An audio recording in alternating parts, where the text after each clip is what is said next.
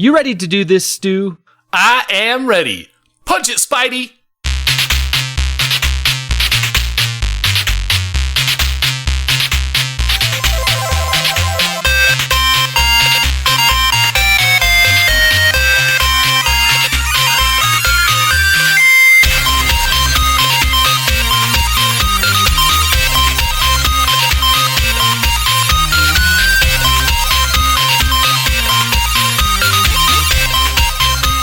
Welcome, super friends, to the Fortress of Nerditude podcast, a safe place to talk about all things in nerd and pop culture. I'm Spencer Stapleton, and my co-pilot is Stu Jones. Hey there. We're two nerds that just refuse to grow up. Thank you for joining us. This is episode number 103. We release every Thursday morning. You can find us on our website, fortofnerd.com. We have links to iTunes, Google Music, Spotify, YouTube, Stitcher, and everywhere podcasts are available. Stop by and relax a while. If you like what you're hearing, hit that subscribe button and get us automatically each and every week in your ear holes. Stu, another week has gone by. We are back in the Fortress of Nerditude, hanging out, chilling up here. What is going on, my man? Oh, yeah, a little sad today. We'll talk about that in a bit. So kind of difficult to kind of get my head around other things, but it's been a pretty normal week. We had parent-teacher conferences last week. We did, yeah. We did, which we were supposedly in the same building at the same time and definitely did not run into each other. But there was a janitor that was vacuuming, so we had the door closed to the room that we were in and stuff. But that was amazing. Like, I mean, you know, everyone thinks their kid's the best, but to have your kid live up to your expectations and to be on track with everything is just such a great thing to hear and have validated. And Morgana's doing fantastic in school. The responsibility stuff I've mentioned that she's been picking up on the last couple of weeks, verified and validated by her teacher that, you know, nice. she's actually been calming down. And so it's just really good to see her. You know, she's not doing perfect. She didn't get perfect grades, but she got really good grades. And as long as I know she's trying, that's all I ever want. And she definitely is, and she's doing great. So that was fantastic. And Amber came up to that, and I'm glad that Amber's, you know, still being a part of all that stuff that's going on. Otherwise, I actually had a nice binge in World of Warcraft this weekend. Really? How was that? It was good. Ellie and I actually got an Alliance character up to 120. And so now I can hang out with Ellie and do all the weird, crazy boyfriend-girlfriend stuff in game. Yay! And make everyone else feel awkward. It's great. Huh. What kind of crazy in-game boyfriend-girlfriend? Has this game changed since the last time I was at max level? I don't remember boyfriend-girlfriend. You may not know activities. this, but in Warlords of Draenor, you have a garrison that is a private instance that you can do things in. But actually, we just did world quests and that kind of stuff together. Hanging out in the game. Gotcha. Thing. Well, if mining is a couple thing, I did that with a lot of interesting people over the time span of a few years. So I don't know what that means, but how you mine for fish? I don't punish my children and make them do it. No. Oh. Yeah, it's a good thing Katie doesn't listen to the podcast because she would fly to Utah and punch me. That's because they weren't born yet. Well, you've got time. Give it time. Yes.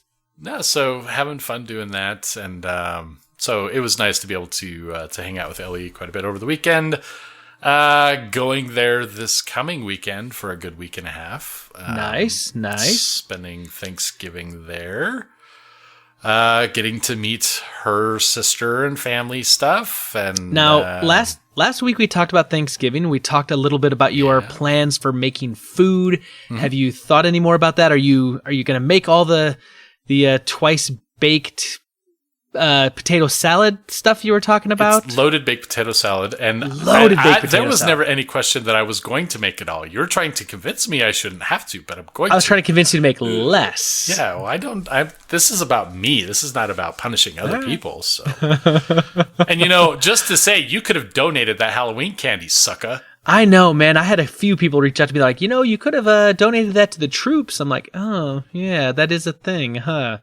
I was like, well, Sorry, troops. I support you in other ways. Or you could have like candy. Put up a Facebook Marketplace ad, free candy, or even leave the bucket out on like your driveway or something. Like that's not creepy enough. Hey, come on over to my house. I got free candy.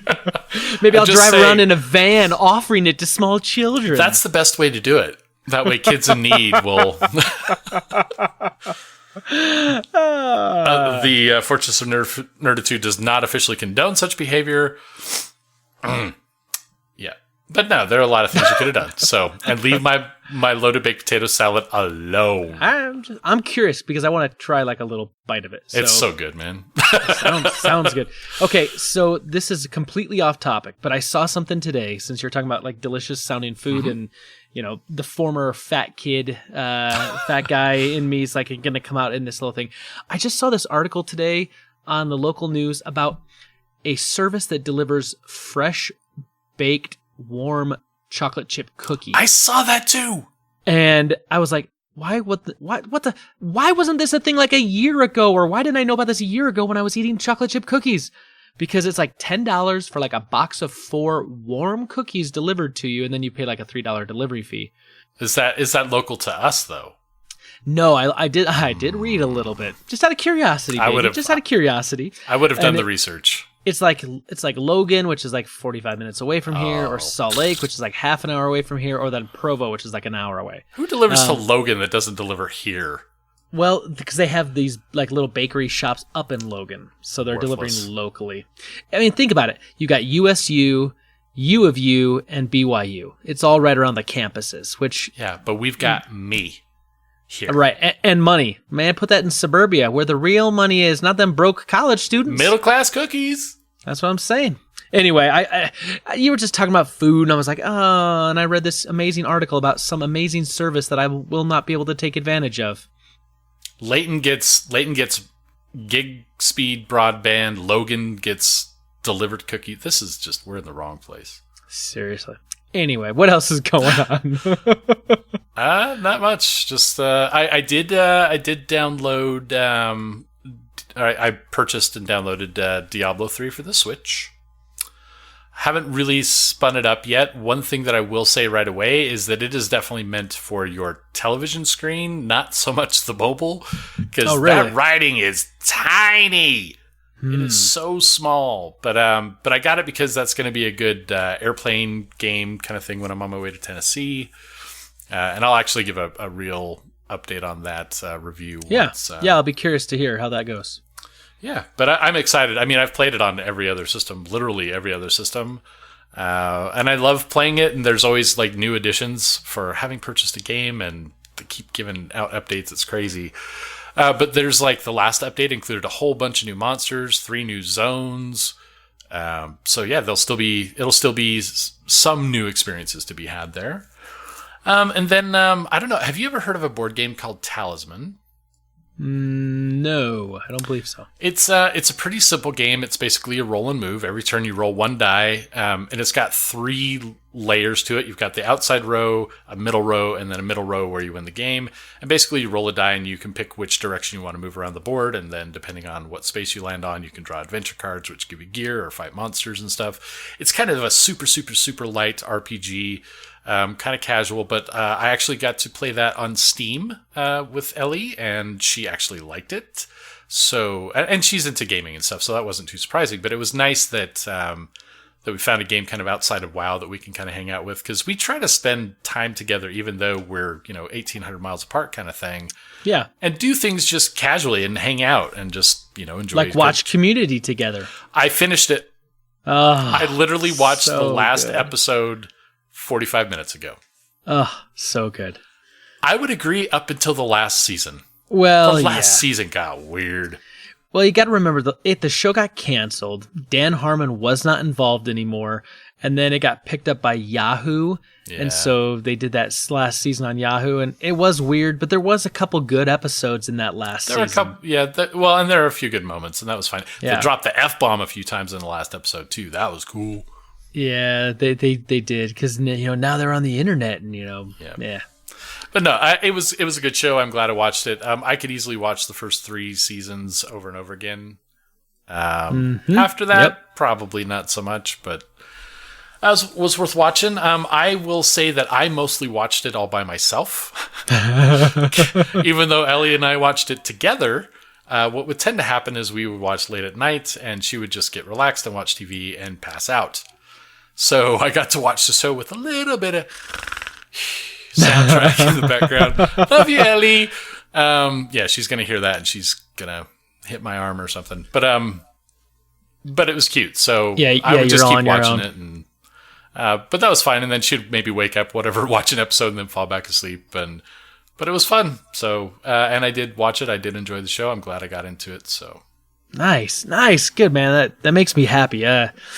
I love it when I can recommend something that I love so much over and over and over again, and then finally someone watches it and then they love it. I'm currently hoping that's going to happen with Steve Madura. He called me today and said, "Hey, just so you know, I finally listened to Ready Player One on Audible." And he's like, "I loved it, man." He's like, "And you're right." He's like, "The movie was good, but the book was way better." I was like, "I know." And he's like, "Okay, I need another book recommendation." I was like, Patrick Rothfuss, The King Killer Chronicles, start Name of the Wind. And we talked about that for about 10 minutes. And so I'm so hoping he's going to start that book because I love it. Nice. So, other than that, not really much else this week. What's going on with you? So same like you, I'll start out with saying that I went to the parent-teacher conference, and Charlie actually did not come with me because he had a swim lesson that night. And I went in and talked to his teacher. Teacher says he's doing really, really good, that his behavior's, doing pretty well. Occasionally, he's a little boy in kindergarten that, the whole, kind of pushing and shoving, grabbing people's, hats and whatnot, and just general horseplay kind of stuff. He's like, but nothing really out of the ordinary, but he's doing really well. Like she said she's really happy with like how far ahead he is than a lot of the other kids. And that's definitely because of our daycare we send him to. They did preschool for 2 years. And so he's, right. Well prepared for kindergarten. So he's doing well. So that happened. We took the kids actually along with their grandma and grandpa to teppanyaki, and they'd never been there before. Oh, nice. So they got to watch them, cut up all the food and cook it, and then, light the fire and do the little onion volcano. And the onion volcano is where it's at. Yeah, toss the shrimp. And of course, like, they tossed the shrimp to me, boom, catch it first time. And I was like, yeah, it's all this guy. It's not me. I just kind of sat there and opened my mouth and barely shifted like an inch. He did all the hard work. But they didn't want to try to catch it. And then Brita missed 3 times in a row. And I had to say, I'm like, boys, I've been here a lot with your mommy. She's not really good at catching the shrimp. I think I've seen her do it once. And it was always on a second attempt. For some reason, I don't know, maybe she gets a bad chef guy or she just counter moves too much. I don't know. But they got to see that, and it was kind of cool. It was something new for them as an experience. I took Charlie out that night for a scoop of ice cream at Baskin Robbins to celebrate his good report card, and he's really been improving some behavioral things at home. When his little brother throws a fit about going to bed, he's been just kind of calm and not getting involved and going to sleep. It's funny, the ice cream thing is the solution, because I actually took Morgana to Arctic Circle. Yeah, she got an ice cream cone after the parent-teacher conference. I think there's something to be said with a dad taking their kid out for an ice cream cone. It's just that kind of shared bonding experience, and so I did that with Charlie. I didn't even have one. I didn't have one. I didn't either. That's more remarkable for me than you, I think. Come on, man. I need the props. That's probably true. Here's the thing about going to the old Baskin Robbins. First of all, he tasted 7 different ice creams. Of course. First, so I was like, so he's smart. He's working the system, getting some extra ice cream. And then I forgot to say, give him a kid's scoop. So they just gave him the regular scoop. Ooh, man. I rewarded him for his behavior and him going to sleep on time. And that night, you killed his behavior. Wired. He did not go to sleep. He was just wired. But, yeah, anyway, so that was kind of towards the end of last week. And then over the weekend, we did family stuff and spent some time together. I went and saw a movie, which I'm going to record a Sidekick podcast about here in another 2 days. So I did that. Yeah, and then just planning some travel for work coming up. back to swim lessons today. I did not. Well, I guess I got one match of Overwatch in. I was kind of waiting for God of War to process an update, and then I had to do other stuff, and then run back outside and rake the leaves and whatnot. I'm just not finding I have a lot of time right now to game, between work and then the podcast and then the D&D group. My time to game is very, very limited, and I'm finding right now that because I'm getting up earlier than normal and I'm not getting as much sleep, I'm super tired. So at night, I do not want to fire up the computer or a console at 11 o'clock at night to try to game a little bit. I'd rather watch 20 minutes of a TV show and then just go to sleep. Yeah.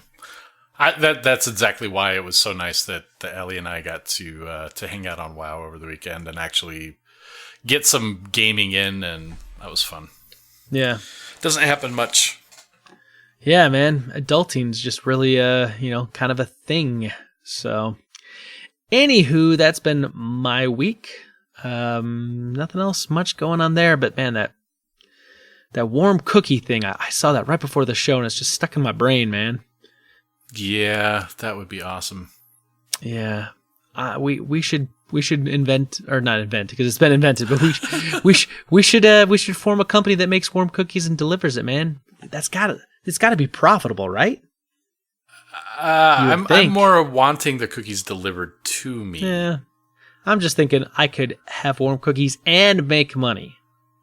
And give the cookies away so you don't have to eat them. More about the making money part, but yeah, sure, whatever. The house smells like cookies. Deep dish pizza, cookies, ribs. I got this great idea for this Potbelly cooker restaurant thing where we could get going. Just saying. Did that idea just come to you? Yeah, Chelsea Capri gave it to me. Which, by the way, when this podcast released, Chelsea should be delivering their little baby girl. I think they've got an induction date for Thursday, so I think Sean and Chelsea will have their baby. So if that happened and you are listening to the podcast today on Thursday when this podcast release, happy birthday, baby Capri. Congratulations, Sean, Chelsea, and Lincoln, the little boy that's about to become a brother. Oh, have they settled on a name yet? I know there was some discussion.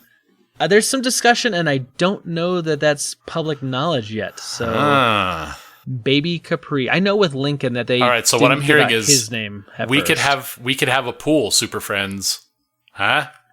Yeah, Chelsea actually asked on social media a little while ago for some name suggestions, and I think I gave the name Kairi from Kingdom Hearts, and she's like, I'm not sure what that is, and because the way it's spelled Kairi, and I kind of phonetically sounded out, and she's like, yeah, no. I was like, well, because Lincoln is named after Link from Legend of Zelda, so I'm not sure why they're not just going with Zelda. Seems to make sense. Yeah, but they went with Lincoln versus just Link, so Zeldonius. Zeldonia. It's Zeldonia, yeah. But anyway, congratulations, you two. We love you dearly. That's awesome. All right, Stu, what do you say? Is it time to do the thing we do every week? Maybe we could just bully them and push the Bothans around a little bit. I don't want to kill no Bothans today. Nah, let's kill them. All right, Slaughter. Bothans die. I always have to let you know, many Bothans died to bring us this information. Rest in peace, you Bothans.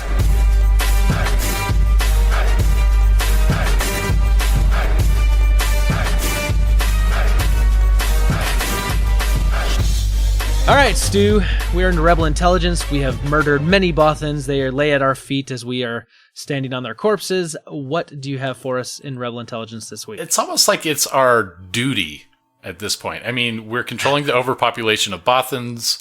Obviously, they're coming from somewhere, so... The most interesting thing, in, kind of looking for things that we want to talk about this week... I love electric motorcycles, and I have an electric motorcycle, and that kind of thing, just kind of really appeals to me. But so I saw an interesting article about the Dubai police from CNN.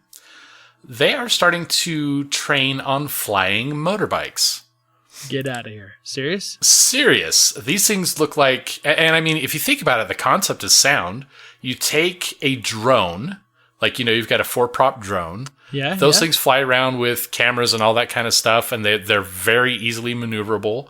Kind of take that idea, blow it up a bit. Obviously, gravity and everything with heavier machinery, you're not going to sit there and fly around like a crazy aeronautic masterpiece. But yeah, you get a 4-prop system, kind of shaped like a drone, set a guy on it, get some good hoverage going on there, and away you go. Pretty soon, are they going to be able to chase around people like the Forest Moon of Endor on speeder bikes? Oh, I sure hope so. Oh, right? Though that's going to end in the destruction of many of those things, but it's got to be worth it. Yeah, I mean, they're going to run into a pole or a tree or something. I mean, we've seen this happen before, Stu. We have. As a matter of fact, spurred by some events caused by Bothans. Mm-hmm. True. But so there's a California-based company called HoverSurf. They showcased their hover bike. They got one in the hands of the Dubai police. The Dubai police force basically has an option to take as much of the stock as they can before they sell others. So they're giving it a test run now. They're training their first pilots, and making sure that it's a viable solution. But they already have one. They've already got it in practice. It's the first serial production unit of it, and they're actually going to put it into force and see how it goes, and then potentially up to 30 or 40 more of them. Dubai is like a crazy place as it is. I mean, there's so much money that flows through Dubai. Yeah. So if there's anywhere that's going to happen, Dubai doesn't really surprise me. So I wonder if that's that's why I was thinking is why Dubai, and I guess maybe it's just because of the wealth in order to purchase these things. These things have to be expensive, I'm assuming, right? About $150K. Yeah, okay, that's pretty expensive. Because I was thinking, I'm like, this sounds like something like I could see happening in like Japan or maybe somewhere in crazy Texas. But I can see cattle ranchers on these things. That's what I'm saying. Yeah. But the company screens their riders to make sure that they can handle the tech. It's about $150,000, and they will be commercially available. In the United States, the hover bike has met FAA guidelines, and it does not require a pilot's license to fly the vehicle. Really? How high do these things go? So, I imagine they've got to have some sort of threshold where they don't want them going up super high, right? Honestly, it's about 16 feet is the safe flying altitude. Okay. That's, you could probably go a bit higher than that. They're obviously not going to give any numbers that, cause any unsafe behaviors, but yeah. But I mean, 16 feet, dude. That's up there, and they could go for about 25 minutes.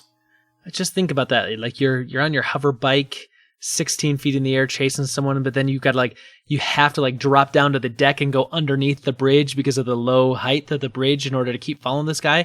Like this sounds like a Mission Impossible movie coming up, dude. Telling you. They could go up to 60 miles an hour, so it's not like you're going to have these super fast, high-speed chases throughout everywhere. They've only got a charge. They only last about 10 to 25 minutes with a pilot, or 40 minutes in drone mode. They could be piloted in drone mode. And it takes about 2.5 hours to charge. So I don't see this as being like, you're not going to have dudes sitting on the side of the freeway catching speeders, but if you want to mobilize a quick task force, mount up, baby. Right? Pretty soon, we're going to have these rocket packs that you strap to your back, and it's going to be just like the Rocketeer, except cops, not Nazis. That's good. I'm just saying. That could happen. Also, when we're talking about tech, and I know people are going to say, oh, the hoverboard exists. Bullcrap. It does not. I want my freaking hoverboard. I want the hoverboard we were promised in Back to the Future too. Can we just make that a thing, please? There's a difference between something existing and something being a commercially viable product. Hoverboard exists. Hover motorcycle for police force, commercially viable product. I know. Going into action. And I have an electric motorcycle, for crying out loud. That thing's a beast. This stuff works. We do need the hoverboards, though. To quote Mrs. Incredible, it's torquey. Yeah, it is so torquey. I'm just saying, I want to freaking... I can't even freaking, skateboard. I couldn't even skateboard as a kid, but I want a hoverboard. I want one so dang bad. Anyway, we got to change the topic, or I'm gonna start get. I'm gonna get. Yeah. Those things aren't even a hoverboard. You don't even hover on them. You roll on them. Yeah, that's not a hoverboard. That's crap. That's marketing. That's to a try mobile to foot stand. People. Dude, it's a freaking Razor scooter turned sideways. It ain't the same. All right, let's move on because I'm about ready to get hot under the collar with tech that should be promised to me, and these flying motorbikes in Dubai make me want stuff even more. I don't know what to say. Disney. Let's talk about the mouse. So we've talked for a while that Disney is going to come out with their own streaming service. We also talked how they're buying Fox and they're getting a bigger slice of the old Hulu pie. And Disney basically this last week had an investors call, and CEO Bob Iger announced the name of the new Disney service for streaming. Can you guess what it's going to be called? Disney streaming online. Oh, swing and a miss. Disney. Call it Disney Plus. Oh, I was going to say Disney asterisk. Yeah, right. I thought at first, I was like, Disney Plus? That doesn't make a lot of sense to me, but apparently that's what they're calling their ESPN streaming service. They call it ESPN Plus. So like, ESPN, but with more. And so like that kind of makes sense. And them doing this kind of helps with branding because it'll be ESPN Plus, Disney Plus. Pretty soon, I'm sure we're going to have ABC Plus, whatever, ABC Family Plus, we'll get it all. But they said that they're going to hit the market late next year with Disney Plus, the streaming service. They said that the flagship brands they're going to be over there is Pixar, Marvel, Star Wars, and National Geographic. Now, the first three, Pixar, Marvel, Star Wars, that to me makes sense. But National Geographic, I wasn't expecting that one, but that's kind of cool. Yeah, Yeah, I'm just thinking of like some of these, that's how we get our porn. Earth porn, maybe. Well, no, they show the Aboriginal tribes and stuff. Wow, Stu. Wow, you're going old school. But that is one of the first ways I remember seeing naked ladies. It was in my grandmother's house on National Geographic magazines. No, I love National Geographic, though, especially like some of the video stuff. And yeah, like Earth was a National Geographic production as well, wasn't it? I believe it was. Yeah, so that's good stuff. To totally deflect away from something else. Yes, exactly. Thank you, Stu. But they've said that some of the major releases in 2019 they're going to come. It's going to be the new Avengers movie, so Avengers 4, whatever that's called.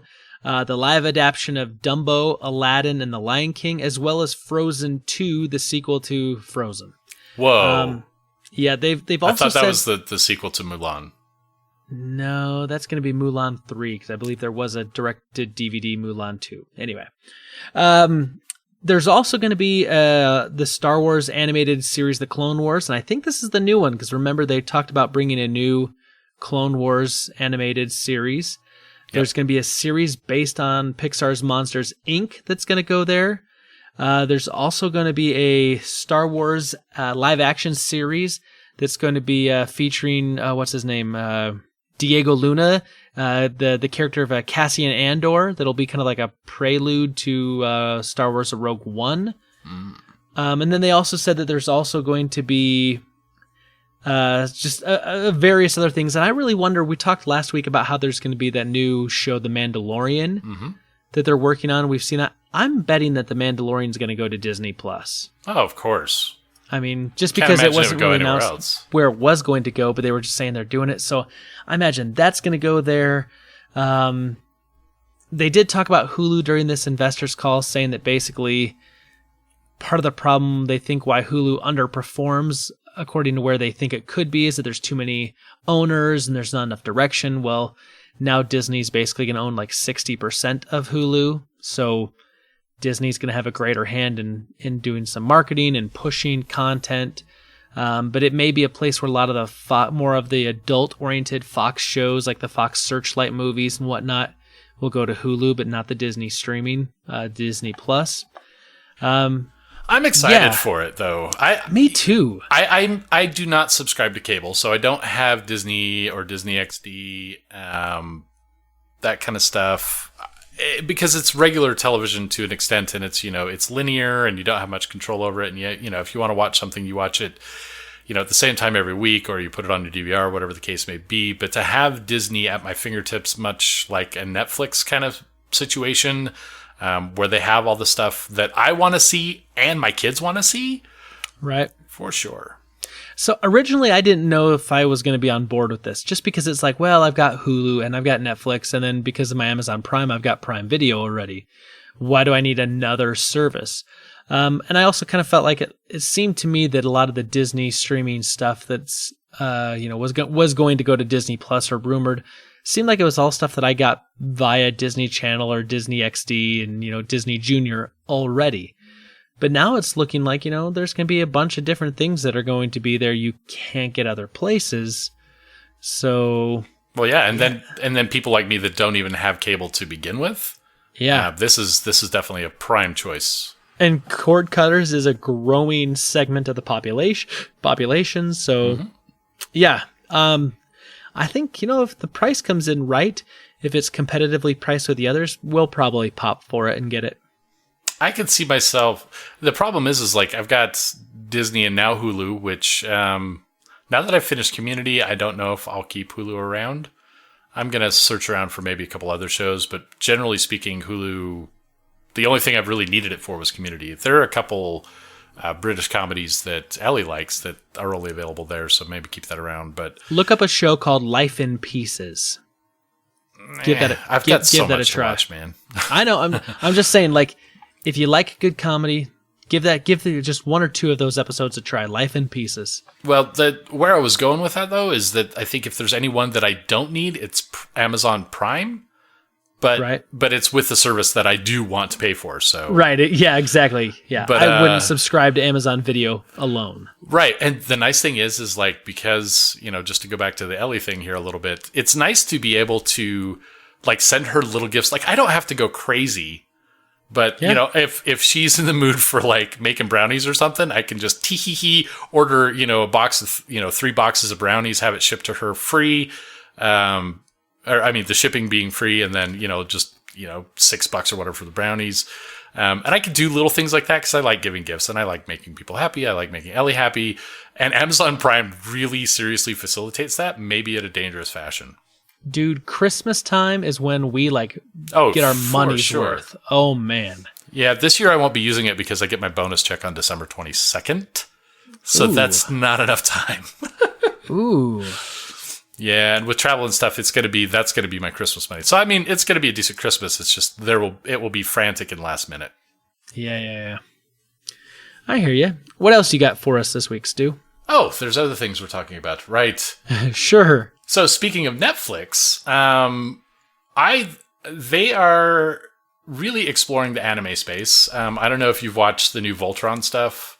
No. I've watched some of it. I watched a few episodes, but apparently it's pretty solid all the way through. I have a lot of friends who are really impressed with Castlevania.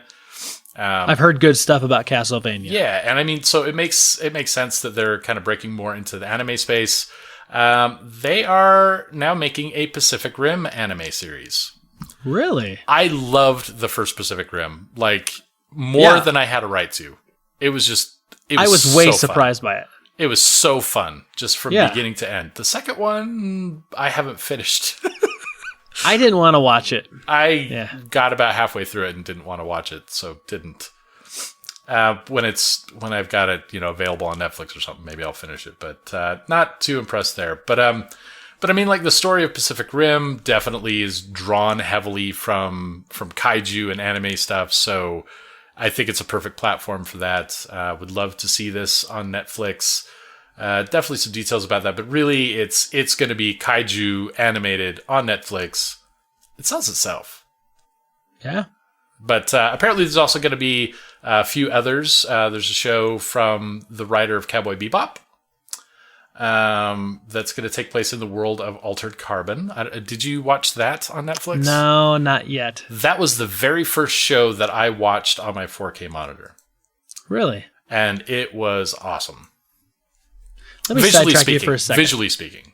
Let me sidetrack you here for a second. Okay. So, do you feel that a couple of years ago, it seemed like when Netflix had like, some original programming, like there wasn't a ton of original stuff out there. So when original stuff did happen, like it was a big thing and like everyone watched it. Whereas like now it seems like we're getting so much original content, and now as it's being spread out amongst Amazon and Hulu and Netflix, that like it's becoming much, much harder to try to stay on top of what is the current hotness as far as, like Netflix, Hulu, Amazon streaming stuff. Like I'm having a hard time trying to keep up with some of this stuff. Well, I mean, if you look at it, this is really, Netflix is a product of market demand. First being movies delivered to your door. Sure. Then movies being streamed right to your television in a way that you can select them much like you would in a rental store, but get them all for a single monthly price. And then, you see the other services start to come up and have the same model. And then you see the original content that's coming out getting so much more attention than expected. Netflix has made some pretty significant market risks as differentiators that have paid off well. And I mean, I don't know that anyone could have seen exactly how far that would go, but it has gone all the way. And I think with being able to push that original content and seeing the demand for it, they're absolutely making the right move, as are the other services, to start pushing that stuff out like crazy. Now, the problem is that you're going to end up oversaturated with low quality crap. So hopefully, but that's gonna reel itself in after we've gone to the oversaturation point, which I don't think we're at yet, but are getting close. No. Although Fuller House, I mean. Well, yeah, but to you, that's a horrible show. To me, that's a horrible show. To the many, many, many millions of people that watched it, best move they could have made. I get it. So, I mean, really, right now, it's not so much that I think it's a perception issue. If you're looking for the new hotness, it's going to be difficult to find because there's everything out there. But if you're looking for stuff that you like and they're keying into that, their recommendations are actually kind of spot on. It's not too difficult, word of mouth kind of things. It's not difficult to have something for everybody out there and to be able to fulfill that demand for everyone. And since it's streaming, it's not a matter of a pain in the butt to go to the theater, once a week, twice a week. It's a matter of everything's out there and available for you at will. Yeah, I guess maybe my problem then relies on I like too many things, and I can't get to all of them in a timely fashion. It just seems like I just can't keep up. It's like, oh, I want to watch, the second season of Luke Cage and Daredevil, and now the third season of Daredevil and the second season of Luke Cage and Iron Fist, and finish Jessica Jones, and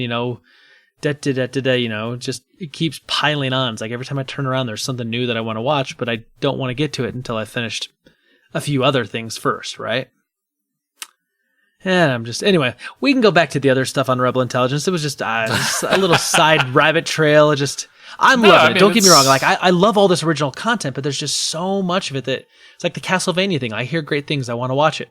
There are so many lists though for Netflix. Like simply Google, current sci-fi movies on Netflix, and you're going to get a dozen sites that have a really good breakout of what's available now, why they like it, when it's going away, when it's coming to Netflix, that kind of stuff.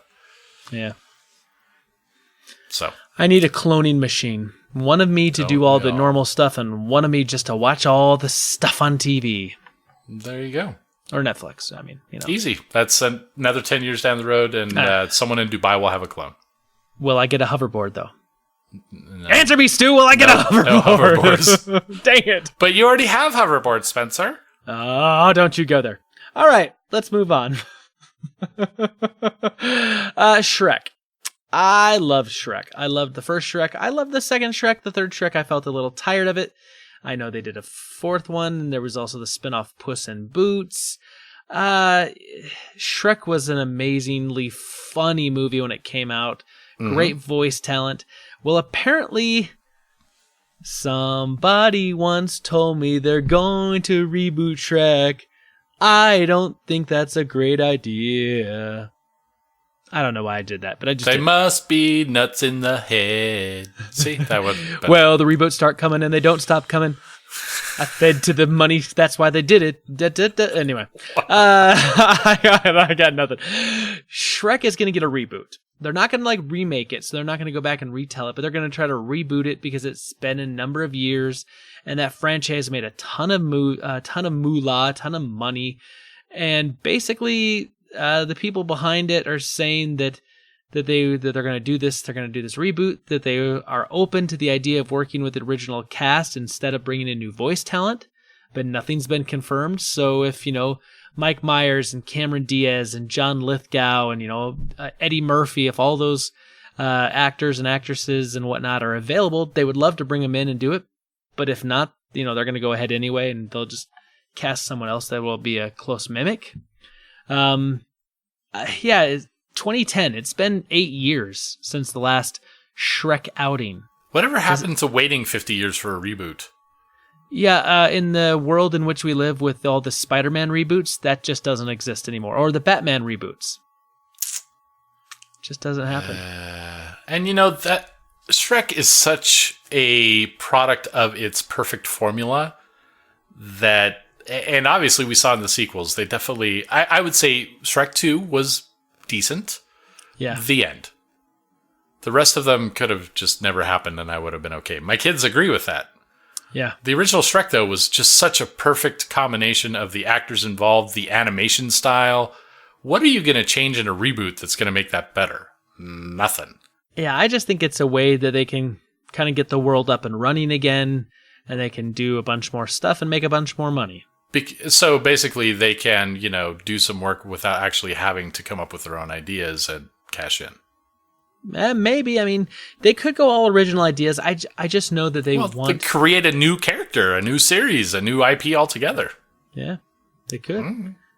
But I mean, nobody's clamoring for more Shrek like they were with Star Trek. Just saying. I'm saying George Lucas went back to the well a few times and, kept raking in the money on the old Star Wars franchise. Well, sure, but that's continuing story. That's not reboot. Yeah, true. But I mean, reboot doesn't always mean a remake, though. So it could be that they're going to do a reboot to say, like, hey, let's kind of re-jump the franchise and get it going again without having to remake those stories and retell the exact same stories. That's maybe more modern colloquialism, because reboot really does mean remake, but now we're like anything that revisits any kind of idea, we call a reboot, and I don't like that either. Curmudgeon. Right. This is the world in which we live in, Stu, where we don't have hoverboards and remakes and reboots mean the same thing. My old grandpappy be rolling over in his grave if he could see what's going on today. Well, let's reboot him. Actually, that's exactly what we did with Charlie, because we named him after my grandfather. Oh, boy. That's sorry. That's funny right there. Yeah. All right. What else do you got for me?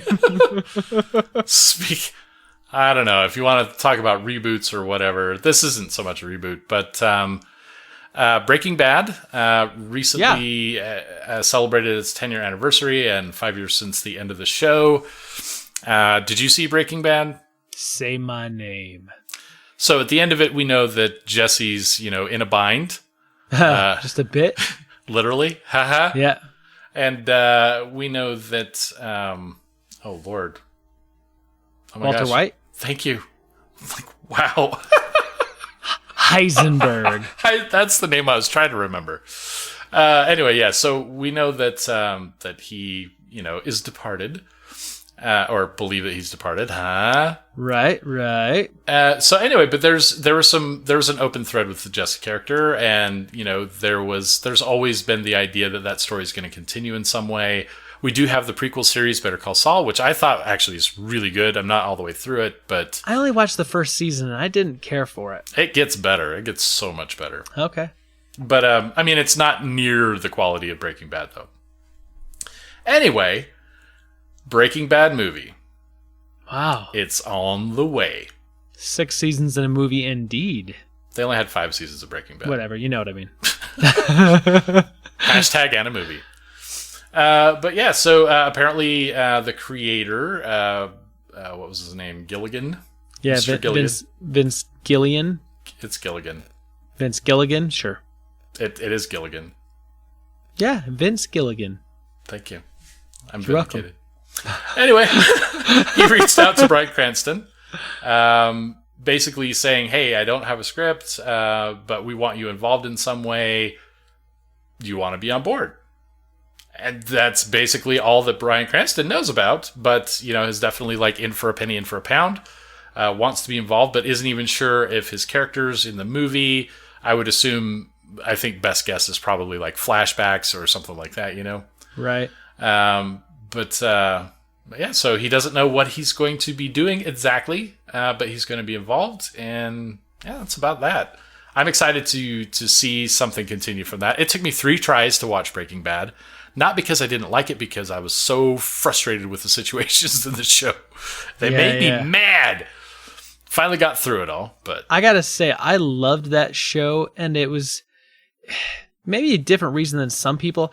I really liked the character study of watching someone who did a bad thing with all the best intentions to try to make good for his family, and then watch like those actions just like totally kind of corrupt the character, and watch from going from this kind of like literally fairly innocent chemistry teacher into this like meth kingpin over the course of a short period of time in the grand scheme of things. Well, that just makes for good television. Well, sure. But I mean, it was, for me, it was very interesting just watching, like how just one little twist of fate could take someone who is seemingly, just a random, decent, somewhat human being into pushing them into like levels of madness and, mania. Anyway, I loved it. It was very, very interesting. And then the kind of the vice versa, right? The Jesse's character, kind of goes from this just horrible kind of person to finding some humanity. Yeah, finding some humanity and being able to discover there's more to life than what he was doing. And yeah, so kind of that double switch in this series. I absolutely loved the writing. I loved the characters. I loved the show. Just could not get past the anxiety of some of those situations that were just made me furious. Oh, yeah. Man. I can understand that. Interesting. A movie, though. I'll probably go see that. I'd go see it. I think we should go see it with our Movie Pass. AMC Stubs list. Or not Movie Pass, but our AMC Stubs list, A-list, premiere thingy, but mobber. I don't know what to call it. Movie Pass was so easy to say. It made sense. You get what you can easily pronounce for. Right. Okay, so the last thing that I had, and this is kind of a small thing. It's interesting, but not super huge. Over the weekend, the Russo brothers did some live... Oh, man. Yes. You just... It's such a terrible setup. Anyway, please continue. You got it out of your system? You feeling good? That's what she said. Yeah. You're welcome. Over the weekend, the Russo brothers were doing a live kind of Instagram type feed thing where they were answering some questions from fans, and of course, the big thing fans want to know right now is, the title for the Avengers 4 movie, which they kind of looked like they were going to do it, but then they ended the stream like right before they were going to do that, which, it makes sense. They're teasing with us. I mean, we know this. They've got this history. But they did confirm a couple things. They said, one, that likely before the end of the year, we're going to get a trailer for Avengers 4, which is kind of something we've kind of heard may happen, may not, but now they've said it's most likely going to happen. Right. But they also said that the current runtime of the movie, now it's in post-production right now, so they are editing, but currently the runtime is 3 hours long. Not surprised. I'm not surprised either. If they would have said it's 6 hours and they're still trying to cut, and I heard that would have surprised me. I think the movie's going to end up around 2.5 hours. I think they'll find ways to trim it. Hey, if it's 3 hours and it's excellent all the way through, and the pacing doesn't feel like it's it's really slow in parts and doesn't drag, I'm okay with a 3 hour Avengers movie. If we get a 3 hour movie and it's another Infinity War, I'm in. Yeah, absolutely. So we'll see. I mean, they did say that there's a lot of heavy post-production for digital effects, which makes a lot of sense with a lot of the characters that they've got going on there and, abilities and whatnot. So it's going to take some time. But I mean, that May date is coming closer and closer every single day. So we're going to get there, but I think 2.5 hour runtime. I think that's where it ends up. Yeah, we'll see. It's funny how time works like that with time creeping up, because we set up, so there, and totally as an aside, but basically Ellie and I have been visiting each other about once a month, and the time between is like when we're setting up the visit, it's like, oh my god, the month, it's crazy, it's so far away, and now I'm like, you know what? It's Monday. I've got to pack before Friday. I don't have enough time. Yeah. So anyway. It's not so far away, and we will have to freaking make a big deal of this thing, because I know we will do a movie club for this. For sure. Yeah. Definitely. Yeah, I want to see if we can get into like an early screening or something, because you know how they'll do like the Thursday nights now has kind of become a thing. But like apparently with the Crimes of Grindelwald, like they're going to release some like early showings like on a Tuesday night. It's funny, like just throwing a date out there, you could say like a release date for a movie is November 12th, and there are people that have already seen it in theaters like October 31st. Right. Yeah. It keeps creeping back. Yeah. Anyway, that's all I had for Rebel Intelligence. Did you have anything else for us? I do not. Okay. Well, last week we had a conversation about BlizzCon and all the cool things that came out of BlizzCon, and the things we're excited about, which I think universally is Warcraft 3 Reforged for both of us. Oh man, I'm getting more and more pumped every day on that. Dude, I cannot wait. I didn't check to see because I was a real busy week, but if pre-orders are open, but I need to go do the pre-order thing. Yes, they definitely are. And you can actually get a mount in World of Warcraft for pre-ordering Warcraft 3. That's how I know that it's available for pre-order. They remind me every time I go there. Gotcha.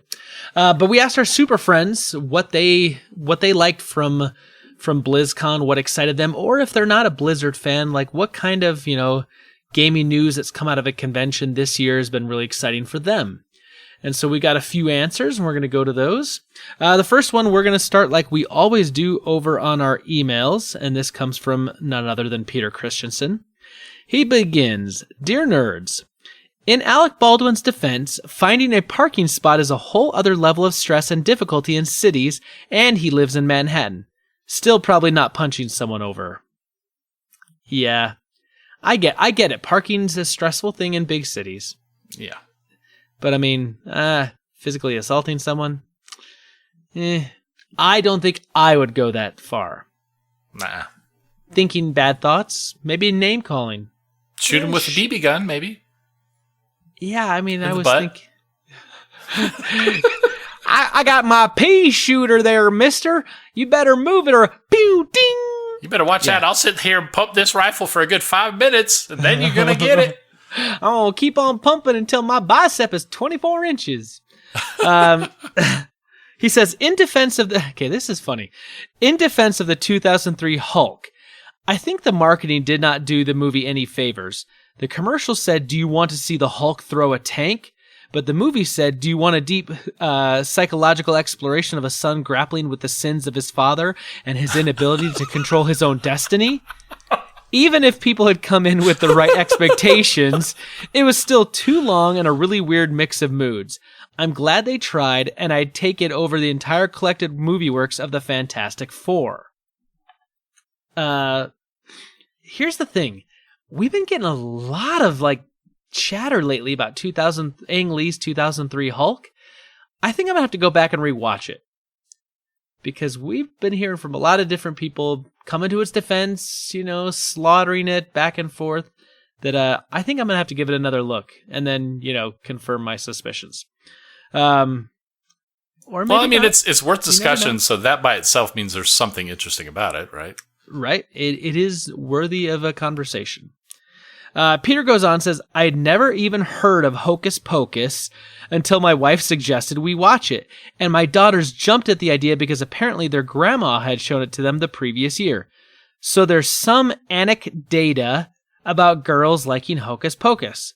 But when I was in college, every girl's apartment that I went to had a copy of the BBC Pride and Prejudice with Colin Firth. I agree, Peter. That same thing happened. It wasn't just Coyote Ugly. It was Pride and Prejudice as well. Just the Coyote Ugly thing came to mind first. But I agree, Pride and Prejudice. I don't know a lot of guys that watch that either. Yeah. Mr. Darcy. Mr. Darcy. Anyway, he says, here's my Blizzard question. Is there any possibility of another Warcraft movie? I'm one of the very few non-players that enjoyed the movie. Funny enough, I still have not seen that movie. I haven't either. It's not streaming anywhere that I can get it. Peter told me I needed to watch it a while ago, and I just never did. But I want to. Like, it's on my list of things to do. I'll have to go back and look and see if it is streaming. Maybe it's on Amazon Prime, and just I never looked there. I think you can rent it, but I don't think it's like part of the Amazon Prime service. Anyway, yeah. Let's see. I gotta know. So yeah, you can rent it. Yeah, you can rent it on Amazon Prime, Google Play, YouTube, iTunes, but no free streaming. No free streaming. Interesting. But I do know that Peter did bring it up a while back ago and told me, and he said, like, I should check it out. And he said he really liked it, having not been a player, not played any of the Warcraft stuff. So, and my guess is, Peter, if I'm being perfectly honest, while I heard a lot of bad reviews about the Warcraft movie, I did hear from a number of fans that they liked it, and it made a ton of money, I know, over in China. So the likelihood we'll see a sequel or another Warcraft movie, I think it's going to happen. Just because it made a lot of money, even though it wasn't universally loved, it did make a lot of money. And in today's economy, if you got something that's making money, you keep on making it. I don't know. I kind of think if we were going to see another World of Warcraft movie, we would see the sequel already. Interestingly enough, and I think this kind of correlates, the World of Warcraft has kind of been hemorrhaging subscribers for quite a while since Wrath of the Lich King. I mean, that was its heyday. It's been losing members. They actually came to a point where they said they're never going to talk about their numbers again. But conveniently enough, now that it's good news, they announced actually just recently that they're over 10 million subscribers again. Really? So, and I think that's not just Battle for Azeroth, but I think that was gaining some traction with Legion as well. Legion definitely brought in a lot of new players, but you have those new player experiences that we talked about, like where it's more accessible to get in dungeons again because you've got people leveling their allied races, and you can get the whole thing for the the subscription price now, except for newest expansion. They've made it really easy for people to get into it. So while I think that we would have seen the sequel by now, I would not say it's 100% confidence in that, because, I mean, who knows? If they're getting this much traction again, Warcraft 3 coming out for the Reforged, maybe there is enough of a spark, and I'd be happy to be wrong there. But I'd say I'm 60-40 on you'll never see a sequel. I'm telling you, if they said, hey, we want to do another Warcraft movie, but we need some money to kickstart it, our idea is to tell the story of Arthas and the Lich King, I would kickstart the crap out of that. I would give way more money than my wife would be okay with me giving. We're about to get the sequel to the Lich King with Sylvanas. Yeah, but I want Arthas. I know. Yeah. Blah, blah. Well, you can play through it all with Warcraft 3 Reforged. So. And you better bet your bottom dollar that I'm going to multiple times. So let's go over to Twitter. The Dragon's Lair at Turpin Rich says, I'm actually excited for Diablo Immortal. I think too. I think it's important for Blizzard to get into the mobile market more and take advantage of that fan base. I'm excited for the other ones that they've more or less announced are coming. You know what? I'm not a Diablo person, so I can't really weigh in. And I saw all the crazy Diablo Immortal stuff online last week, and we talked about it some. But it is good to hear that there are people that are actually excited by that news, and it's not all the naysayers. Yeah, I think that the challenge there is to set your own expectations aside and don't feel like you're deserving of any given game, and enjoy the stuff that's out there, because for crying out loud, you don't need to marry yourself to any one game. There's so many games available, so many series, franchise, stories, lore. If you're not liking the direction of Diablo, waste your energy playing a different game, for crying out loud. Right.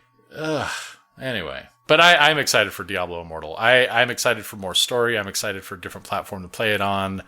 I like that. We've got a voicemail, Stu, from our good friend Paul Calico, and let's give that one a listen. Fantastic. What's up, Fortress of Nerditude? This is Paul, coming in for the question of the week. I'm not really too keen on Blizzard things that are happening, but I hope Nintendo Direct counts as a conference, and I'm super excited for Smash Brothers. Probably going to be real fun to play. Good times for everybody, I hope. Might break up some families. It's going to be real competitive. Anyway, yeah, don't really know a lot about Blizzard stuff that's happening, and I'm excited for Smash Brothers. You guys keep up the good work. Else time. All right, Paul. I'm okay with your wondering if Nintendo Direct counts. It counts, my friend. That's totally cool. Smash Brothers, Stu. Have you ever played Smash Brothers? Nope. Yes, well, I did play it once and went, nope, not my game. So here's the thing. I've enjoyed playing Smash Brothers in very, very small doses. I find the concept of it kind of cool. I mean, it's kind of the Mortal Kombat, but with all the Nintendo characters. But here's the thing. I'm not going to buy this game. There's no way I'm going to buy this game because it's going to be kind of like my Splatoon 2, game. I buy it. I play it for maybe 3 to 5 days. I get owned by a bunch of 12-year-olds who trash talk me. I just want to have a good time. I want to have fun. I want to be somewhat competitive. But then I tire of it very, very fast. And I think with Smash and me, at least, that's exactly how that would be. I'd play that for maybe a week, and I'd be playing people online, and you know that there's a huge community of like competitive Smash players. Sure. And I just get destroyed. And I'd be, getting just trash talked by 12-year-olds. And I don't need to feel like I'm less of a man because, my Pikachu couldn't overcome, a Jigglypuff or whatever. Link beat down Mario. I just, Yeah. But if I go somewhere, if someone has it, like I'm more than willing to play and try to have a fun time. But I just don't see that being a game I'm going to spend a bunch of time in. I get the appeal. Like I totally get the appeal of it. I just know that I'm going to get destroyed. And so do I really want to just, lose over and over and over again? It gets boring fast, losing. That's why I don't play NFL's Madden games anymore. Yeah. I used to play with my brother, and then he just so thoroughly thumped me too many times in a row that I was like, this isn't fun anymore. I have not played a Madden game since 2006. Oh, there you go. Just play against the computer. Get the same pattern that the computer can't defend against, and just run that over and over again until you're old and die. Oh, those days are so gone. You can't Tecmo Bowl that crap anymore. It just takes a little more work, but... Of which I'm not willing to put in. Anyway, Super Friends, thank you so much for your interaction and answering our questions this week. We love hearing from you. And we like Paul, man, we love those voicemails. Keep those coming. You can always get a hold of us on our email, and that's fortofnerd@gmail.com. We're on Twitter @FortofNerd, Facebook, which is facebook.com/FortofNerd, or that voicemail number, which is 801-477-7687. Stu, Super Friends are out there. They're preaching the good word of the Fortress of Nerditude. How can they help us this week? Well, there are two things that they can do, Spencer. One is they can do some research and find some optimal targets for donations for Halloween candy for you next year. Which a few people did. Yep. I heard about that. I know. I'm a bad person. Yep. The worst. The second thing is that they could go to iTunes and they can give us a 5-star rating. They can leave us some good messages about the podcast. Tell us anything you might want to hear, that kind of stuff. But give us the ratings if you feel we deserve it, and I hope we do. Let us know how you feel about the show and help us get the word out by increasing our metrics with iTunes. It's all a numbers game, and the more numbers we get, the better off we are. And your help, for those of you who are our super friends, is certainly worth it there. And again, as always, keep spreading the word, spread the love, let your friends know. Actually, this last week, Ellie was talking to her sister. Her sister happens to like geeky podcasts. Guess who's going to be a new listener? Awesome. So, I mean, that kind of stuff works. So people love podcasts. If someone's talking about it, bring us up. It's appreciated. And we will make sure to send and deliver you cookies if you have that service and you live in Logan, Salt Lake, or Provo, and you pay for it. Or do like Steve did a while back, and he promised cookies to people who gave us, a certain number of iTunes reviews within a certain time. We will bribe you. And then inevitably, I baked those cookies and sent them out. So I can make those promises. Yes. You can, but I'm not fulfilling this time around. I got caught once with that. Not again. Giving us 5-star ratings on iTunes will get pork chop pizza delivered to your door. Dang you, Steve. If you live in Atlantis. Yeah, let's not go there. So, I don't want to talk about the next thing. Yeah, I will say real quickly about new listeners. We actually have 2 new listeners, although we don't get 2 new downloads. It's the same download, but my wife has started listening to the podcast in the mornings with the boys as she drives them to school and daycare. And so like they'll come home, they'll say, Daddy, Daddy, Daddy, we listened to you in the car today. I'm like, oh, really? And she's like, uh-huh. And the boys were like, uh-huh. And, their mom, Brita, says, yeah, we were listening. She's like, and then you were talking about, I can't remember what it was, but it was something like where I was talking about like, Charlie and, something. And then I'm like, and, and I did this for him for Christmas, or he was bad, or something. And she's like, zip, zip, zip, try to like fast forward through it. And they're like, Mommy, wait, what did he say? So, there's a whole new level of I need to be careful of what I say. Not because I need to censor myself, but just, if I say something out of turn about, a certain little boy's birthday party that's coming up in a few weeks, yeah, he may hear about it. Yeah, that's why I can't talk about Ellie's Christmas presents or anything. So I guess maybe when I say that the Fortress of Nerditude's a safe place to talk about all things in nerd and pop culture, I guess maybe I should amend to say a safe place to talk about all things in nerd and pop culture, asterisk, unless you are my son, then maybe you need to not pay attention. Totally as an aside, because this is related and whatnot, but I don't know if I mentioned last week or not, or maybe it was still in the works, but either way, Ellie's actually going to be here officially 3rd week of December. Plane tickets are bought, plans are in motion, so okay, that's an official thing. So she's going to be here, and we're definitely going to have a game day kind of thing. Okay, yeah, because we were talking about this. I'm pretty sure we talked about it last week on the podcast, but we may have talked about it after the podcast as well. That's right, it was, and things were still in the works as far as solidifying that. So, Gotcha. Good. Well, I'm excited, and I'll have to come up with a game to bring over to play. I've got that covered. I've got control of the situation. Don't throw audibles on the play, man. I was going to suggest a game called Tack, but anyway. Never heard of it. It's a game based off of a game inside of Patrick Rothfuss' Kingkiller Chronicles, the Wise Man's Fear book. He talks about a game, and then him and a game designer actually developed the game, and they sold it as part of a Kickstarter. It's really kind of a fun game. Cool. So, anywho, I could talk about that for a little while, but we have other things to talk about tonight. So, we can come up with more distractions. I have avoided it long enough, and we need to talk about it. I don't want to because it's sad, and you know how much I just adore being the one that breaks all the sad news on this podcast.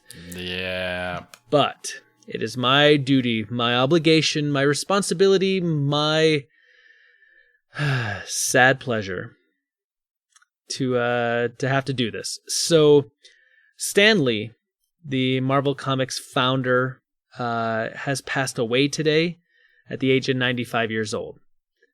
And I gotta say, I'm really surprised at how many of my friends and super friends of the show and family members reached out to me throughout the day saying, hey, did you hear Stan Lee died? A few people said, hey, are you okay? Right.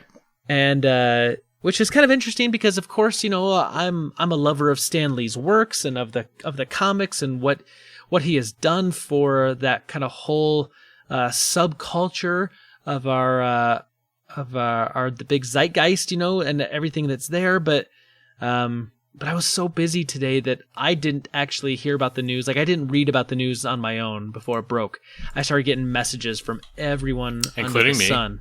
Including you. Yep, you definitely messaged me, because originally we were going to have a different topic that we were going to discuss tonight, and then this happened, and you reached out and you said, "Hey, Spence, should we talk about this?" And I said, "Yeah, I think we should, because there's a lot to talk about here." And of course, he's a big inspiration for so many people, and so many people in nerd and pop culture, so many content creators, so many writers and directors and artists and storytellers and just lovers of the genre. So I think we have to do this, and we can do the other thing another time. Yeah, So I've mentioned a few times that I'm not a big celebrity worship kind of guy, and I mean, old people pass on. That's kind of how life goes, and I don't dwell on it. I mean, it's good to remember, it's good to acknowledge, but it's usually not too big a deal. But this is a different kind of realm. This is someone who is not just someone who's kind of relaying a message such as an actor might. This is someone who created something major within the realm of nerd culture, like probably being part of what created the nerd culture to begin with.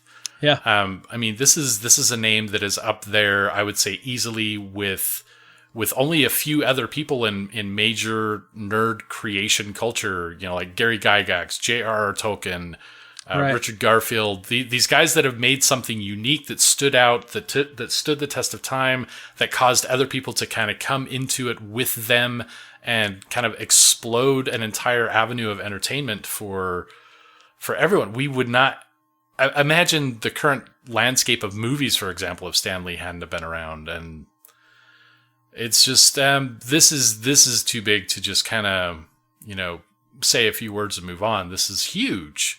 The world of pop culture and nerd entertainment today has changed. Yeah, sadly enough, I think that's right. I mean, we're not going to be able to go back in time, and it's just, there's going to be a time, with Stan Lee, and there's going to be a time after Stan Lee. Well, we're in the latter now. Unfortunately so. And I agree, like, when I heard this, if this was someone else, if this was just, any other actor or someone else, you're right, yeah. 95 years old, the person's lived a good life, there wouldn't be a lot of reason to talk about it in depth, but, that's kind of not the guy we're talking about today. So I kind of thought what would be kind of an interesting thing to do, Stu, is maybe talk a little bit about, talk about Stan Lee, maybe talk a little bit about his background, kind of where he came from, and how and why Stan Lee was so important, what he did for the comic book industry, and then later on the TV and movie industry, because I think a lot of people now, they know Stan as, just kind of the guy that, does the cameos in the movies, and know that he was the creator of a lot of these things, but maybe don't know really a lot about him other than that. And so I thought maybe it would kind of behoove us to start off with a little bit of history of why Stan is the man. So it's funny that you say that, because I really fall into that category. Before diving into that, I'm really a product mostly of the movies. I did not have the luxury of comic books when I was growing up. And thus, in early adulthood, it never even hit my radar. Marvel movies are really what caused me to get interested in it. So yeah, I'm going to benefit as much as anyone else would from this, but now's the time to do that. Okay. So Stan Lee, Stan Lee's actually not his real name. It's not Stanley? It's not Stanley or Stan Lee. His actually real name is Stanley Lieber. And he was born in 1922. Stan Lee actually became a pen name that he used at one point when, during some of the early comic years, before Marvel was really Marvel, they were called Timely Comics. He actually got hired on at 17, and he was basically a gopher. He, basically just ran and did whatever was needed for him. He got paid $8 a week. Like, that was his pay.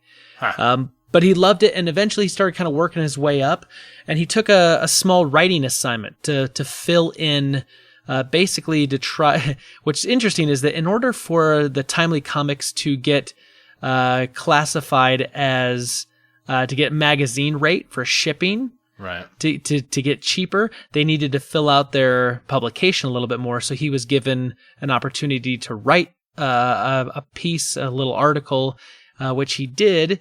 And then he signed it as Stan Lee, and that was his little pen name that he used, so they could get cheaper shipping rate. And then, of course, that just kind of stuck. Stan Lee became the name he went by through the rest of his career. But he started at 17. This was in 1939. By the time 1941 rolled around, right as the America was getting ready to enter into World War II, he had been promoted to editor-in-chief of Timely Comics, which later became Atlas, Atlas Comics. And basically, he was editor-in-chief. He went into the war in World War II and was doing I'm trying to remember what it was exactly. It wasn't really like propaganda that he was doing in World War II. I'm trying to remember, but it was basically he was doing something along those lines or whatever. And some of the people he worked with were pretty famous people, including the guy who became Dr. Seuss. And so he was working alongside Dr. Seuss during World War II. That's kind of crazy. Yeah. He came back from the war, though, and he continued working for Atlas, and then it became Marvel. But the big turnaround, the big breaking point was that basically during the late 1950s, Marvel Comics was basically about ready to go bankrupt. I mean, they were getting ready to shut their doors. There wasn't a lot going for them.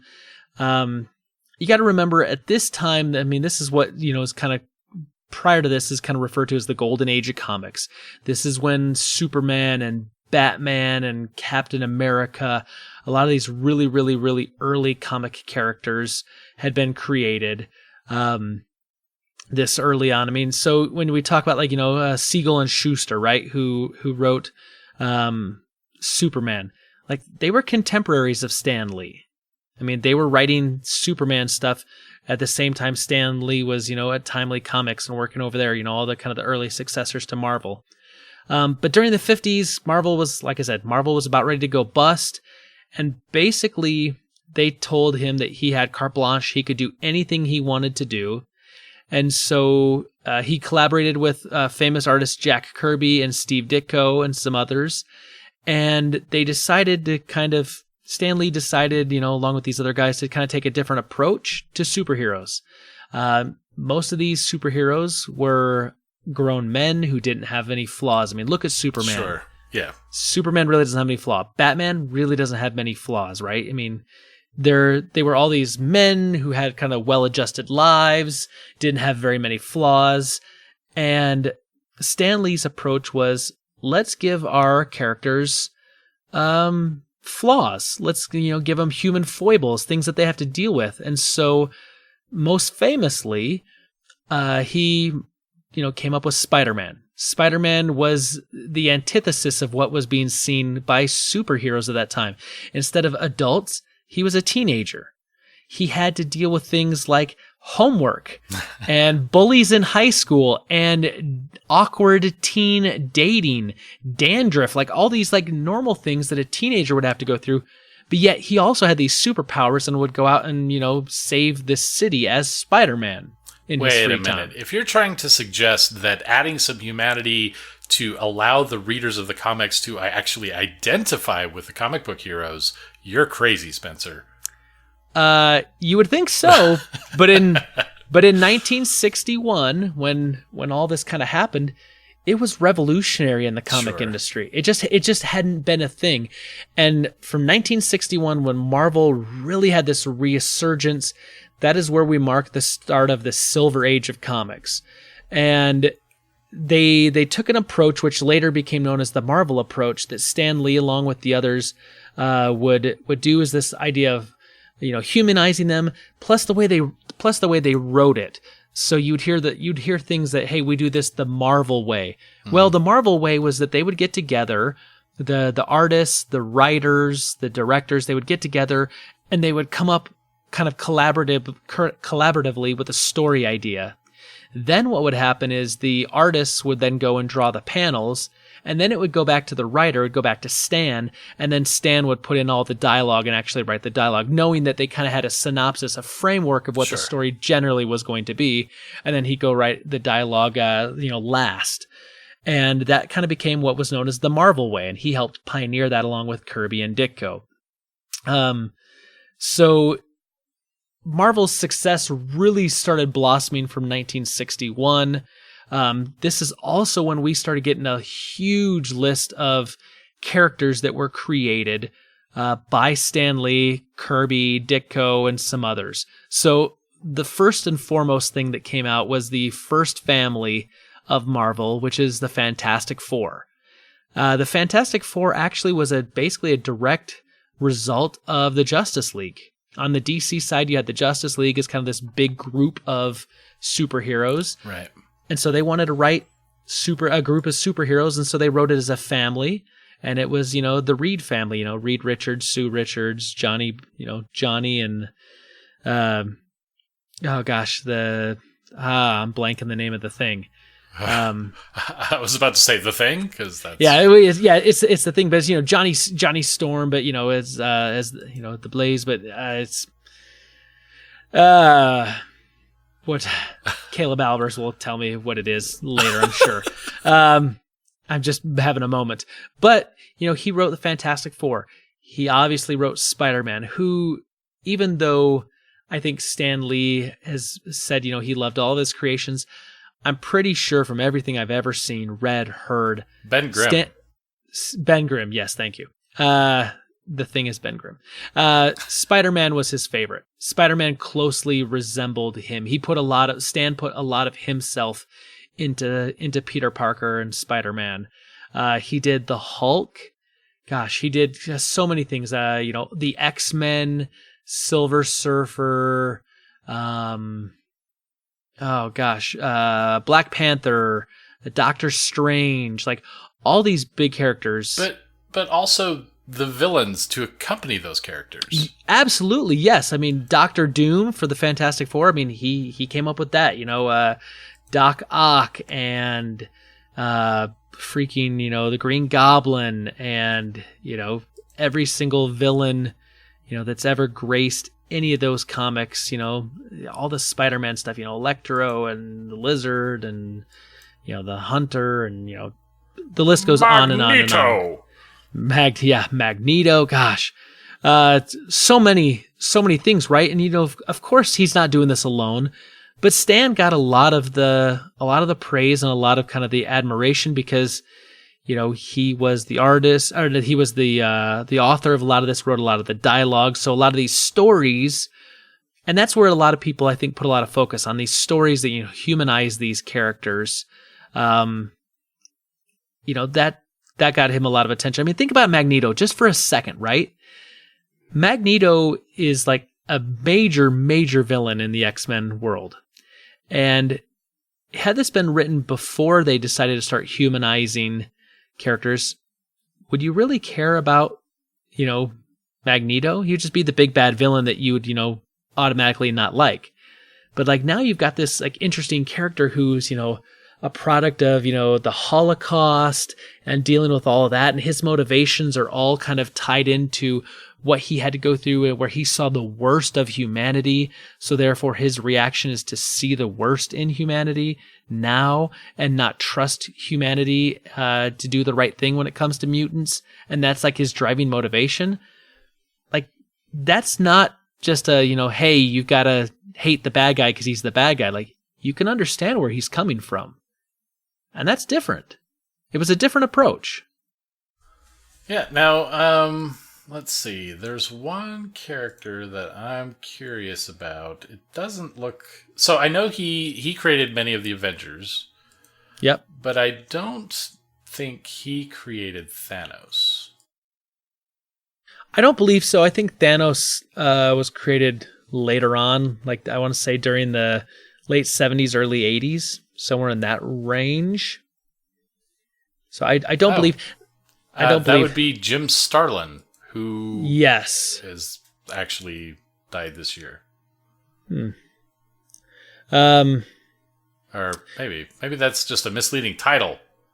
Well, a lot of people would say, oh, if he did the X-Men, that means he did Wolverine. But like, you got to remember, Wolverine didn't come out till way later on. You know, he wasn't one of like the original X-Men.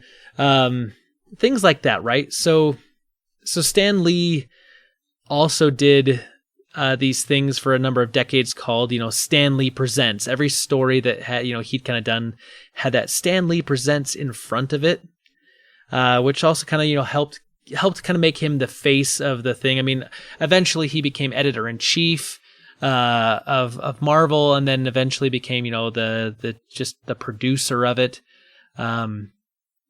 But he also did something which was really interesting during I got to get the exact date here. During I want to say during the late 60s somewhere, early 70s, kind of in that range, there was a book that came out that basically tried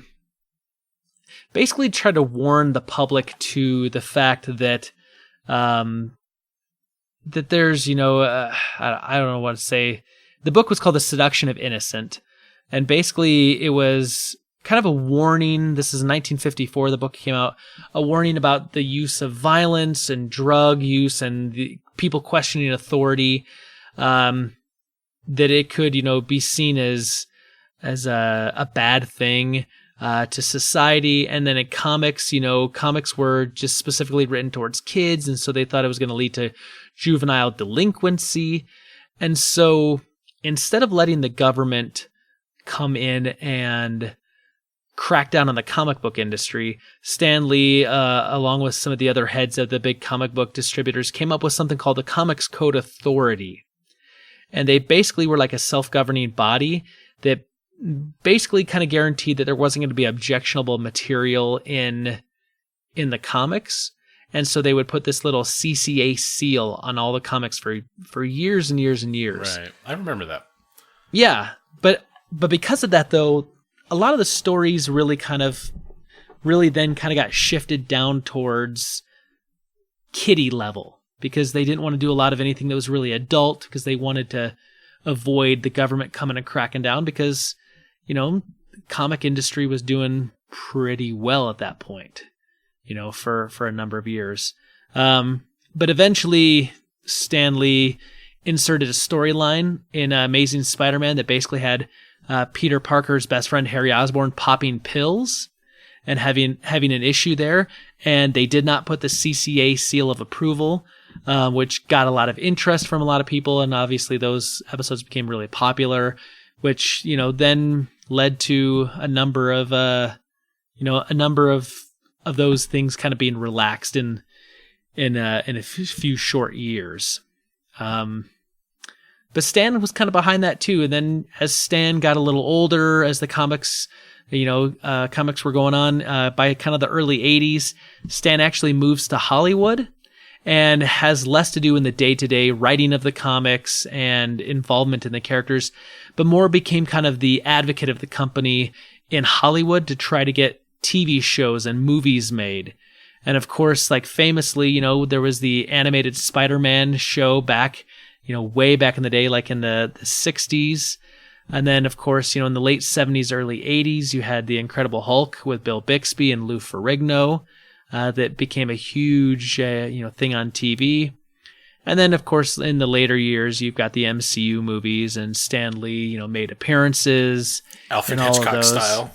Yeah, right. I mean, that's exactly what Hitchcock did. Showing up in all of those, and sometimes having lines, sometimes it's just like little funny cameos. But this man, and then of course in later life, and we've kind of talked about this some, in later life, Stan, had some of these issues where, some of the ventures that he went into kind of went bad or got bad press. And there was, elderly abuse, concerns, and people mishandling his, his image and trying to, steal his blood to sign signatures with it and all these other things, which is super kind of unfortunate that it went there. But that's kind of who Stan was, though. Like in a nutshell, he was this guy who, grew up in Manhattan and took a job at 17 for a small little comic book company, loved it so much, saw so much good in it that he stuck around and then found a way to make comic books relevant. And all these characters, I mean, Stu, if you were to look at all the kind of Marvel characters, what stands out to you the most? As far as specific characters, or you mean just as overall theme? Just kind of overall themes, or things that kind of happen. What sticks out to you the most? Because I guarantee it's going to tie back to Stan. Oh, sure. I mean, I think for me, the identity, the humanity of them all. I love Spidey. There have definitely been a couple arcs that I've loved more than others, and I've actually taken an interest as an adult in reading some of the comics. But for me, I think the Xavier School for the Gifted, or right, yeah. And I mean, that just kind of stands out as his approach to comics in general, and what I identified with in comics in general, and what I liked about the characters. Because when you throw all the X-Men together, and you don't just have one character with human deficiencies, you have a group of people with human deficiencies, and that group of people interact, as any other group of people would. And sometimes there's infighting, and sometimes there's cliques, and sometimes, there's showboating, and one person wanting to drive everything out. And those are the elements that made those stories great. It wasn't necessarily that, you had monster ABC to go fight, or that it was yet another conflict with Magneto's forces. It was everything about those characters while those stories were taking place, and who's taking charge, why they are, love interests in Jean Grey going on over there. And there's these human stories that are going on in the middle of all these stories, not as a separate thing, not as something that, is being tacked on to appeal to, some specific group of demographic. It's that's who these characters are, and they have all that. And I actually, when they Marvel Now, when they kind of rebooted those kinds of things, I was very much into the new X-Men. And I followed that as long as this kept my interest, which was about probably 6 months, which for me is tremendous. Don't get me wrong. Right. But I mean, that was still there. And even though that wasn't written by him in those comics, the spirit of how Stan Lee approached that in those characters definitely still exists to this day. So, I mean, his influence in comics in general for characters, I love, but it's also interesting to hear, the kind of impact that you described that he had on the industry itself. Because without that influence, not even the characters themselves, without that influence, comics would not have grown as they did. Yeah, absolutely. If Stan Lee hadn't been around, Marvel would have closed its doors. It never would have became the thing it did, and vice versa. I think the comic industry as a whole would have suffered. I mean, DC would have been, not having its, foil, its big counterpart to, kind of go up and against and, try to write competing stories. I mean, I always talk about, you got to have some sort of competition. Competition brings out the best. And I think when you had, DC artists and writers writing because they're like, man, Marvel just put out this amazing Spider-Man, story arc. We got to have something that's that good. Or Marvel sees something, that Batman just did or Wonder Woman just did. And it's like, we have to have some of that over here, and we've obviously talked about that there's characters we believe, are kind of cross, like an analogy to the other side. Like we said, like the Flash seems to be kind of the Spider-Man of the DC world, right? Iron Man is kind of the Batman of the Marvel universe. Yep. You see a lot of those things, but if that hadn't been there, if Stan Lee hadn't been, a 17-year-old kid who took that job at Timely Comics for $8 a week, would we have anything we have now in the comic industry? And I think the answer is a resounding no. Absolutely not. I think comics probably would have died or been severely, limited. I think they would have found a way to grow, but he was a tremendous catalyst in that regard. Sure. Something that I think part of his legacy, I think, is that everyone who ever met Stan has a Stan Lee story. Everyone has some sort of, experience, because like you said, like you don't, hero worship, kind of people in pop culture so much. But Stan was such an easygoing guy, a fun guy. And was kind of he was a bigger than life personality. I mean, he really kind of played that up, and everyone has a story. And I've told this before, but I had a chance to meet Stan about 4 years ago when he was 91. He came to Salt Lake. He came for Salt Lake Comic-Con, and Breed and I paid for the little photograph, and it was the first time Salt Lake Comic-Con was doing anything. And he told a crowd of an audience that Lou Ferrigno had signed on to come, and that literally Lou Ferrigno went to his house and says, "Stan, you got to come to this thing. It's going to be great. There's going to be a ton of people here at this thing." And like, Stan Lee wasn't going to go to this thing. He was getting a little older, was traveling a little less, but Lou Ferrigno came there and like convinced him, like basically begged and pleaded for him to come. And so he came. And then I, bought a photo op, and Breed and I walked in, and I shook his hand because he was shaking hands and he was being really friendly with people. And I said, "Stan, it's an honor to meet you." And he smiled and kind of turned over his shoulder and he says, "It's an honor to be met." Just super bright and positive. And he just kind of laughed, and I laughed back at him, and we took our photo, and I said, "Thank you very much, Stan. It was an honor." And he's like, "Thank you." But it was in kind of, Stan, that Stan Lee way of, speaking with people. And it could have been just you walk in, you take a photo, he doesn't say anything type of moment, but he was funny, he was spontaneous, he was everything in that moment for me that I always imagined he would be, from everything that I've seen over the years on television and interviews and other cons that he'd attended in the past. And I've got that picture of Stan, and like, it's upstairs in our bedroom. I've got it on my phone, and obviously today when the news broke, like, I pulled out my phone and I flipped to that, and I was like, I remember that day. I remember that day that I met Stan Lee. Yeah. And it was kind of awesome. And I'm glad that I took that opportunity, even as late in his life when I had that opportunity, because I can't do that again. That'll never happen again.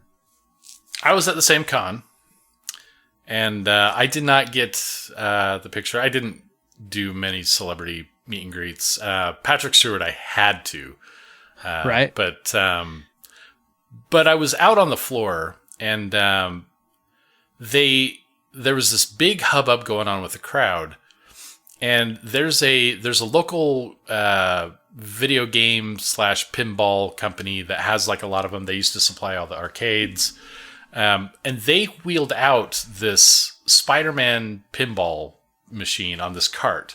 And they brought it out onto the floor where all the people were, and people are just like gathering around that and like kind of making way for this thing to come out. And Stan Lee came out, and he signed the pinball machine just on the face of the pinball machine. And, that's going back to their show or whatever. I didn't meet Stan Lee. I didn't get to hear him talk or anything, but just that impact of just such a simple little gesture thing. And I know it was planned, but all of that and the attention that it got, and seeing the mass hysteria, if you will, that's growing in the emotions of the crowd as Stan Lee comes out to that, it's powerful.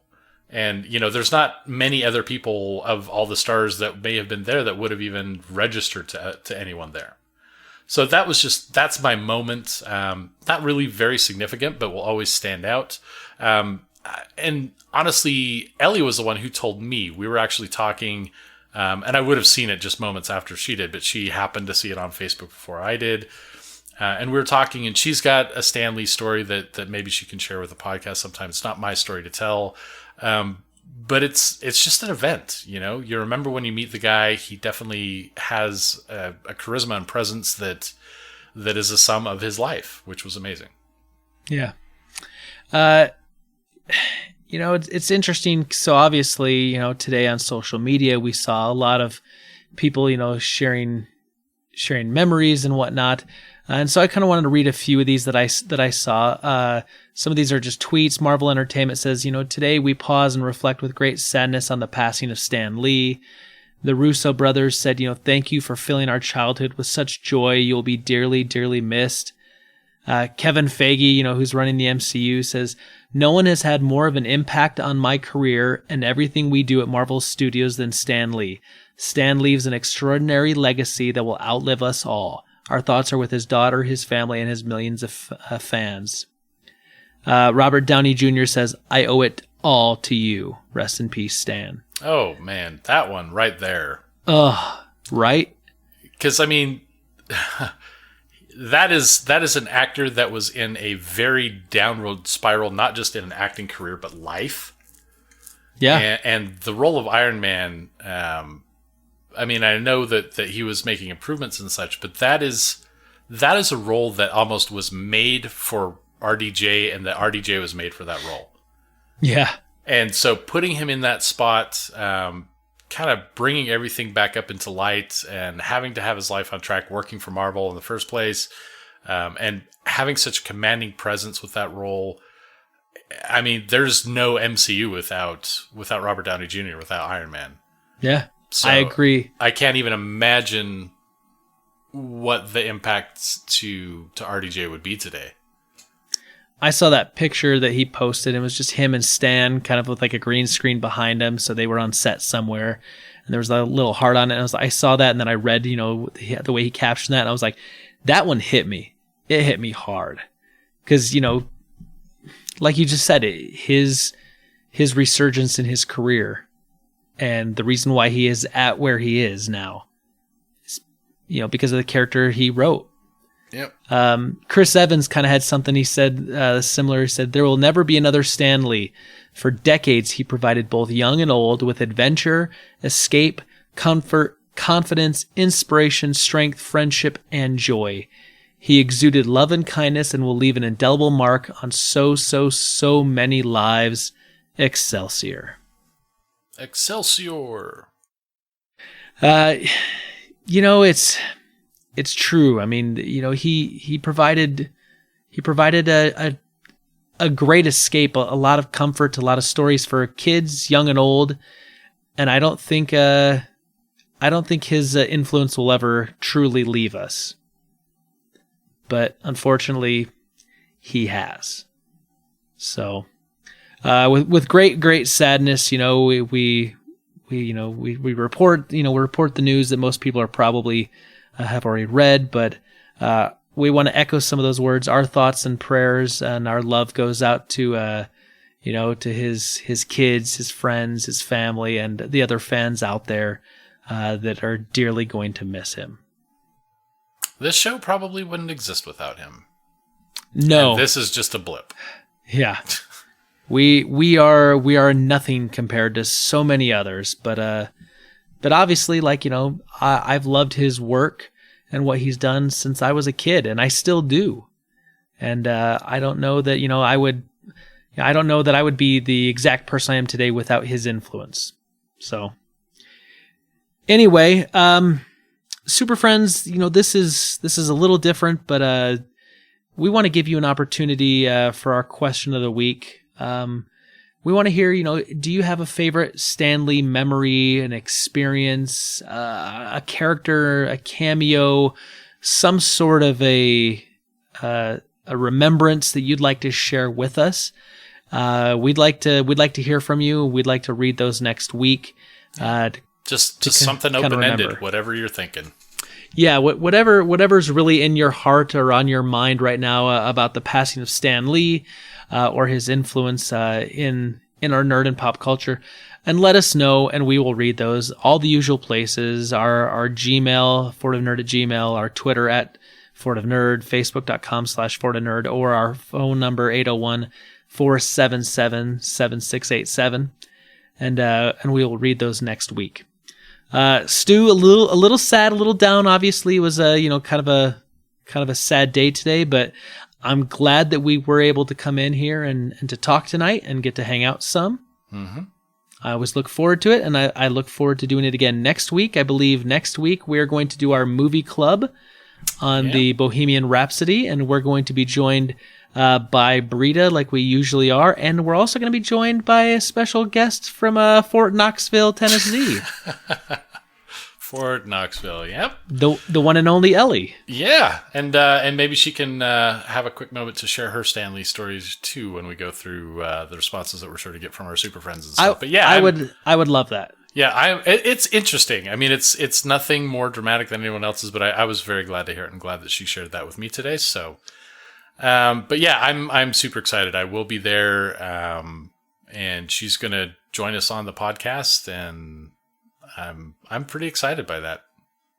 Nice. So, well, I think as we close this out, we're going to close it out how we usually do, but we're going to have a twist, and we're going to end with Stan Lee's catchphrase, because I think that'd be appropriate. So I was going to do that as a surprise. You took that from me. Well, how about that? From all of us here at the Fortress of Nerditude, to all of you out there, wherever you may be, may the Force be with you. Always. Excelsior!